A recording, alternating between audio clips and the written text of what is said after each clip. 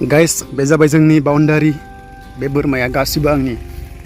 गोदो फार्स्टआव इउटुब पेमेन्टजों बायनानै दा बेनो सेरगासिनो दं आरो नै hey guys welcome back to the channel अखा गैया गैया होनदोंमोन सिगाङाव दा अखा हाबाय बिरादनो दा हरै ट्रेक्टरबो हालेवगासिनो दङ नाथायबा नैबे ड्रेना दासिमबो दै फैया इरिगेसननि जेबो खामानि होआ दाबो गैया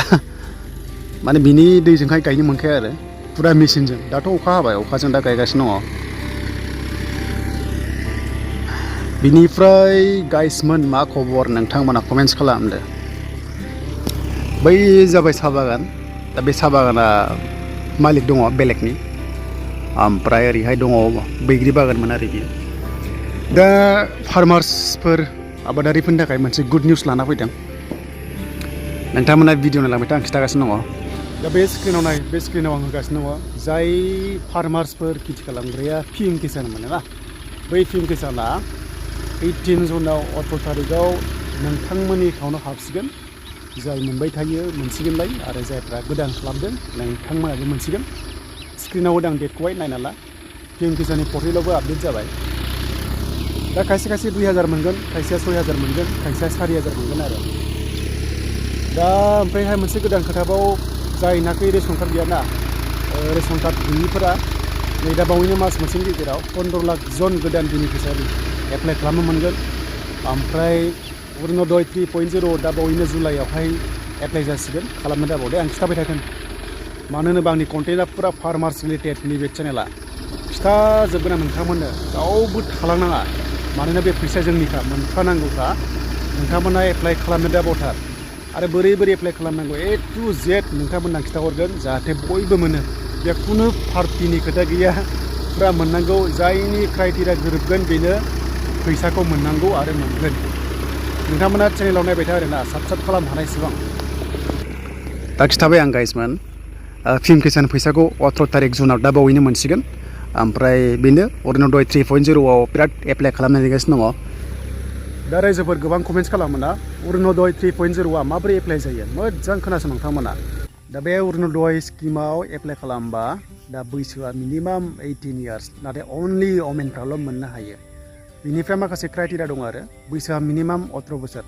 स' बैसोआ मिनिमाम 18 बोसोर बिनिफ्राय मेक्सिमाम जों खोथा गैया दा फार्स्टनि क्राइटेरियाखौ आं बुंग्रोसै नाम्बार 1 पइन्टआव बेयाव स्किमाव माखासे प्रायरिटि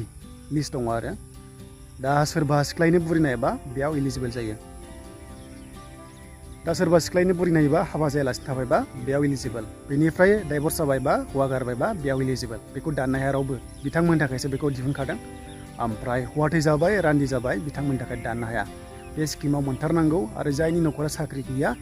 माने आइजोफ्रा साख्रि गैया आरो बिथांमोना मोनथारनांगौ खिन्थु बेयाव स्टुडेन्टसा मोननाय नङा ओमफ्राय देहायारि अंगहानि बिथांमोननो होनाय जायो दा देहायारि अंगहानि होननाय लोगो लोगो हौवाफ्राबो खायसे बिराद नोरजिया थायो स' बिथांमोनखौबो कनसिडार खालामनाय जायो आरो थ' एप्लाइ खालामना दाबाव दा बेखौ एप्लाइ खालामबा ओरैबायदि फर्मआ ओरैबायदि फैगोन फार्स्टआव स्टेटआव फैगोन स्टेटनिफ्राय डिस्ट्रिक्टआव हरो डिसि अफिसाव हरो आरो डिसि अफिसनिफ्राय मोनसे डिसि अफिसनि आन्डाराव दा हमना ला डिस्ट्रिक्टआवहाय डिसिआनो सालायो नालाय दा बिनि आन्डाराव गोबांथा ब्लक अफिस थायो डेभेलपमेन्ट ब्लक अफिस गैयाबाबो 6टा 7टा 8टा थायो दा बै ब्लक अफिसनि आन्डाराव आरोबाव गोबांथा बिसिडिसि थायो राइट गोबां बिसिडिसि थायो बा पन्सायत थायो दा जोंनि बिटिसिआव बिसिडिसि होनो ओमफ्राय गुबुनाव नन बिटिसिआवहाय पन्सायत होनो दा बैयाव फर्मखौ हरनानै माखासे बेनिफिसियारि थायोना आइडेन्टिफाइ खालामो माने सोर मोनथावगौ सोर मोनथावा बेखौहाय सिनायथि खालामो आरो दा हमना ला मोनसे न'खरा बिराद साख्रि दङलायनो न'आबो बिराद गिदिर गिदिर होमबाथाय मोननाय नङा दा बेखौनो सार्भे जायो आरो सार्भे जानानैसो सार्भे खालामनानैसो जाय मोनथावना बैनो होनाय जायो दा बेयाव फर्मखौ होनानै बिथांमोनखौहाय भेरिफाइ खालामो माने एग्रिमेन्ट खालामनानै जेब्ला साक्सेस जायोना होमबाथाय जायखिजाया मान्थ दाननि 10 तारिखआव 1250 थाखा फैसाखौ सोनाय जायो दा बेबादि प्रसेसआव खालामगोन बेखौहाय फर्मखौहाय दखानाव बा हयथ' अनलाइन दखानाव मोनो नामा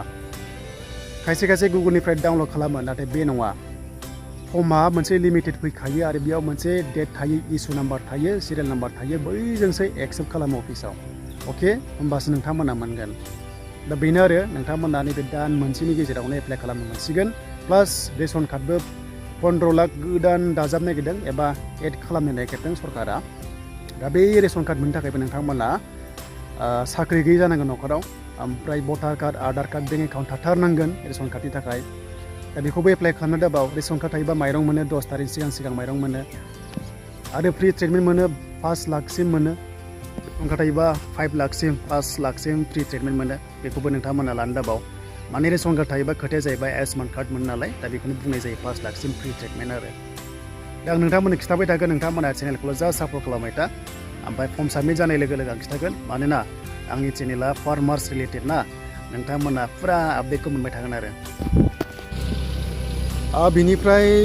रेशन कार्डआवहाय KYC होनांगौमोन बे KYC खौ होना ला बेनो जाबाय माने आधार कार्ड KYC होथारनांगौ आधार कार्डआ नोंना आपडेट जायाबा माने अनलाइनावहाय एप्रुभ जायाना फिंगारप्रिन्ट जानाय नङा बेखायनो डिलारावहाय एजेन्टफोरनो होबानो जाबाय आधार कार्ड जेरक्स खालामनानै दानिया जुगानो गासैबो अनलाइन जुग जाबाय नालाय डिजिटाइज जाजोब्बाय माने डिजिटेल जाजोब्बाय ओंखायनो मावना ला आरोना ओमफ्राय फार्मार्सफोरनि जि आपडेट फैयो आंनि बे चेनेलाव होबाय थागोन खुनु टेनसन गैया नोंथांमोना चेनेलखौ एसे सापर्ट खालाम मा फैदों मा फैयाखै सरकारा मा लादों मा लायाखै थांखिखौहाय इनिसियेटिभ मा लादों लायाखै आं बेखौ खिथागोन खुनु बेयाव रावबो पलिटिकेल पार्टिनि खोथा गैया जायनोखि मोननांगौ बे मोनखागोन आरो जायनोखि मोननाङा बे मोननाय नङा जायनोखि माने मोनथावना जुदि नोंहानो इलिजिबोल नङाबा बोरै मोनलायखो आरो जुदि नों मोननांगौखौ जुदि नोंखौ मोनाबा नोंथांमोना मा खालामनो हायो RTI होनो हायो आरो फर्म साबमिट खालामदोंमोन मोनासै मानि थाखाय मोनासै बेखौ कमप्लेन होनो हायो थ' बिनि फारि डिटेल्सखौ आं नोंथांमोनजों शेयार खालामगोन बेखायनो एकदम चेनेलाव थाबाय था नोंथांमोना दा बेनोमोन आरो गाइसमोन साउन्ड क्वालिटि एसे दावराव जाबाय मानोना ट्रेक्टर हालेवगासिनो दङ दा दाखालि अखा गैया होननानै गोबां टेनसनमोन दा दैयानो एसे बारा जालायबाय आरो ओमफ्राय नेक्स्टआव जुखामखौथ' आं बुरजा गायगोन नोंथांमोना नुलांबाय थागोन दा नोंथांमोना भिडिअ नायनानै मोजां मोनदोंबा लाइक कमेन्ट्स खालाम आङो माखासे इनफरमेटिभ टाइपनि दिनै होबाय जाहाथे आपकामिंआव एप्लाइ खालामनो हायो स्किमफ्राव आरो आसनियाव ओमफ्राय मुख्यमन्त्रि आत्मनिर्भर योजना हौवाफोरनि हिन्जावफोरनिया सेप्तेम्बराव हाबगोन फैसाया 1 लाख